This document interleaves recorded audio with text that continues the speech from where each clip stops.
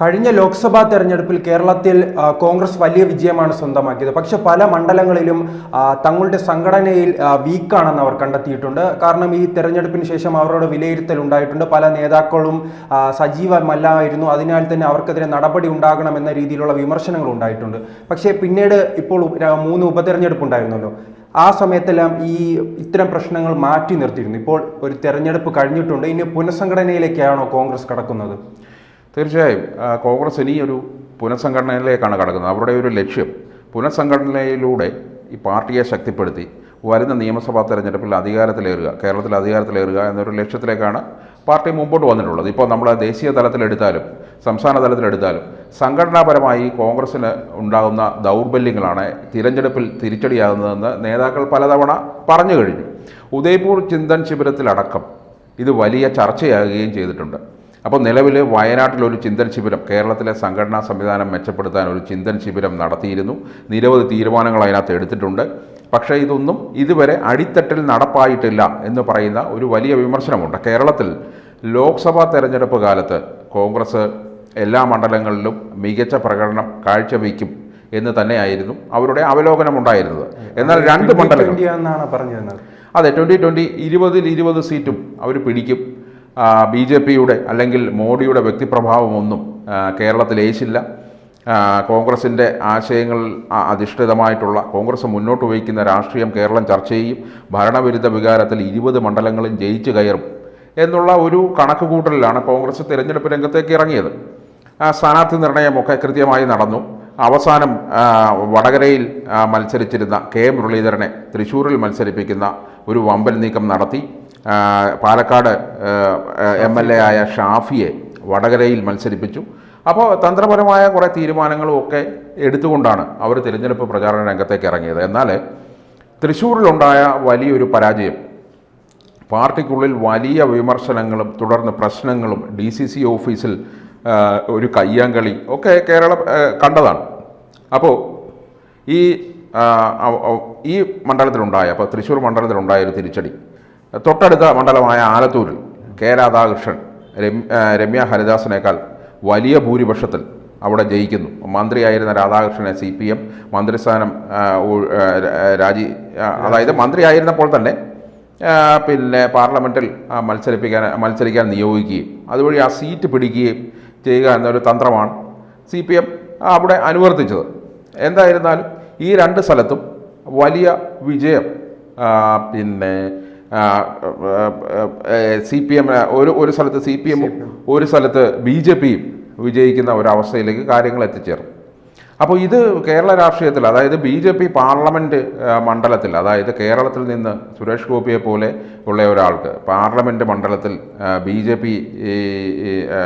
ഈ തൃശ്ശൂർ മണ്ഡലത്തെ പ്രതിനിധീകരിച്ച് BJPയുടെ അംഗമായി പാർലമെൻറ്റിൽ ജയിക്കുന്ന ഒരവസ്ഥയും അവിടെ രൂപപ്പെട്ടു. അപ്പോൾ നിലവിൽ ഇപ്പോൾ KC വേണുഗോപാൽ പോലെ KC വേണുഗോപാൽ അതായത് AICC ജനറൽ സെക്രട്ടറി കൂടിയായ സംഘടനാ കാര്യങ്ങളുടെ ചുമതലയുള്ള KC വേണുഗോപാൽ ആലപ്പുഴയിൽ നിന്നാണ് ജനവിധി തേടിയത്. ആലപ്പുഴയിലെ പല ബൂത്തുകളും നിർജ്ജീവമായിരുന്നു എന്ന് ഉള്ള ഒരു വലിയ വിമർശനം ഇലക്ഷൻ വിലയിരുത്താൻ, അതായത് ജയപരാജയങ്ങൾ എങ്ങനെ എന്ന് വിലയിരുത്താൻ ഉണ്ടായൊരു മീറ്റിങ്ങിൽ പ്രതിനിധികൾ ഉന്നയിച്ചു. അപ്പോൾ അത്തരത്തിൽ ഒരു സംഘടനാ ദൗർബല്യം കോൺഗ്രസിനെ ചൂഴ്ന്നു നിൽക്കുന്നു. പ്രത്യേകിച്ച് അവിടെ ശോഭാ സുരേന്ദ്രൻ വലിയ രീതിയിൽ വോട്ട് പിടിച്ചില്ലെങ്കിൽ ഇടതുപക്ഷം തന്നെ വീണ്ടും അവിടെ വിജയിക്കുന്ന സാഹചര്യം ഉണ്ടായിരുന്നല്ലേ? അല്ല, അത് പിന്നെ ഒരു പാർലമെൻറ്റ് തെരഞ്ഞെടുപ്പിൽ നമ്മൾ നോക്കിയാൽ ഈ നിയമസഭാ തെരഞ്ഞെടുപ്പിലെ ഒരു തരത്തിലുള്ള ഒരു വോട്ടിംഗ് പാറ്റേൺ ആവില്ല കേരളത്തിലെ ജനങ്ങൾ തന്നെ. ഇപ്പോൾ പ്രത്യേകിച്ച് ഇടതുപക്ഷത്തിൻ്റെ വലിയ കോട്ടകുത്തളങ്ങളിലേക്കാണ് ശോഭാ സുരേന്ദ്രൻ കടന്നു കയറുന്ന ഒരു. അതെ, ഞാൻ പറയുന്നത് ഈ ഇടതുപക്ഷ വോട്ടുകൾ, അവിടെ ഇടതുപക്ഷത്തിൻ്റെ വോട്ടുകൾ ഒലിച്ചു പോകാൻ തുടങ്ങിയിട്ട് അത് ഒരു പ്രത്യേക വിഭാഗത്തിൻ്റെ, അതായത് കേരളത്തിലെ ഒരു ശക്തിയേറിയ ഈഴവ വിഭാഗത്തിൻ്റെ വോട്ടുകൾ CPMൽ നിന്ന്, അതായത് CPMൻ്റെ അടിസ്ഥാന വോട്ടുകൾ എന്ന് കരുതപ്പെടുന്ന വോട്ടുകളാണത്. ആ വോട്ടുകൾ CPMൽ നിന്ന് ഒലിച്ചു പോകുന്ന ഒരു പ്രക്രിയ കാലക്രമേണ ഉണ്ടായി വന്ന് അത് ഈ തെരഞ്ഞെടുപ്പിൽ, ഈ ലോക്സഭാ തെരഞ്ഞെടുപ്പിൽ വലിയ തോതിൽ ശക്തിപ്പെടുകയാണ് ഉണ്ടായത്. അപ്പോൾ ആ വോട്ടുകൾ ശോഭാ സുരേന്ദ്രൻ സമാഹരിച്ചു. ഇപ്പോൾ നിലവിൽ നമ്മൾ പറഞ്ഞു വന്ന രാഷ്ട്രീയം എന്ന് പറയുന്നത് ഈ കോൺഗ്രസിൻ്റെ സംഘടനാ ദൗർബല്യത്തെക്കുറിച്ചാണ്. അത് തിരുവനന്തപുരത്ത് ഇപ്പോൾ തലസ്ഥാന ജില്ലയിൽ രാജീവ് ചന്ദ്രശേഖർ മികച്ച മത്സരമാണ് ശശി തരൂരിനോട് കാഴ്ചവെച്ചത്. അതായത് ഏറ്റവും അവസാനമാണ് ശശി തരൂർ ലീഡിലേക്ക് വരുന്നതും അതുവരെ ലീഡ് ചെയ്ത രാജീവ് ചന്ദ്രശേഖർ പുറകിലേക്ക് പോകുന്നതുമൊക്കെ തന്നെ. അപ്പോൾ നിലവിൽ ഈ തലസ്ഥാന ജില്ലയിലടക്കം കേരളത്തിലൊന്നാകെ ഈ പറയുന്ന സംഘടനാ ദൗർബല്യം കോൺഗ്രസിനെ ചൂഴ്ന്നു നിൽക്കുന്നു എന്ന് പറയുന്ന ഒരു വലിയ തർക്കവും വിഷയവും ഒക്കെ പാർട്ടിക്കകത്ത് ഉയർന്നു വന്നിട്ടുണ്ട്. അപ്പോൾ അത് സംബന്ധിച്ച് അത് പരിഹരിക്കേണ്ടത് എങ്ങനെ, ഏതൊക്കെ തരത്തിലാവണം നേതാക്കളെ നിയോഗിക്കേണ്ടത് എന്നൊക്കെയുള്ള ചർച്ചകളിപ്പോൾ തുടങ്ങിക്കഴിഞ്ഞു. നിലവിൽ KPCCക്ക് ഒരു ട്രഷറർ സ്ഥാനത്തൊരാളില്ല. പിന്നെ ചിന്തൽ ശിബിരം, ഉദയപൂർ ചിന്തൽ ശിബിരം പ്രകാരം ഒരു പാർലമെൻ്ററി പദവി വഹിക്കുന്ന ഒരാൾക്ക് സംഘടനാ ചുമതല പാടില്ല എന്ന് പറയുന്ന ഒരു തീരുമാനമെടുത്തിട്ടുണ്ട്. ആ തരത്തിലാണെങ്കിൽ ഇവിടെ MP മാരടക്കമുള്ളവർ സംഘടനാ സംവിധാനത്തിൽ നിന്ന്, അതായത് സംഘടന അവരുടെ ഉത്തരവാദിത്തങ്ങളിൽ നിന്ന് ഒഴിഞ്ഞ് മറ്റ് ആൾക്കാരെ കൊണ്ടുവരേണ്ടി വരും. ഏറ്റവും കൂടുതൽ കോൺഗ്രസ് ഇപ്പോൾ ശ്രദ്ധ വഹിക്കുന്നത് യുവാക്കളെ കൂടുതലായി കൊണ്ടുവന്ന് പാർട്ടിയെ ശക്തിപ്പെടുത്തുന്ന ഒരു പ്രക്രിയയിലേക്കാണ്. അതായത് നിലവിൽ KPCC സെക്രട്ടറിമാർക്ക് ജനറൽ സെക്രട്ടറിമാരുടെ എണ്ണത്തിനനുസരിച്ച്, അതായത് 42 ജനറൽ സെക്രട്ടറിമാരാണ് നിലവിലുള്ളത്.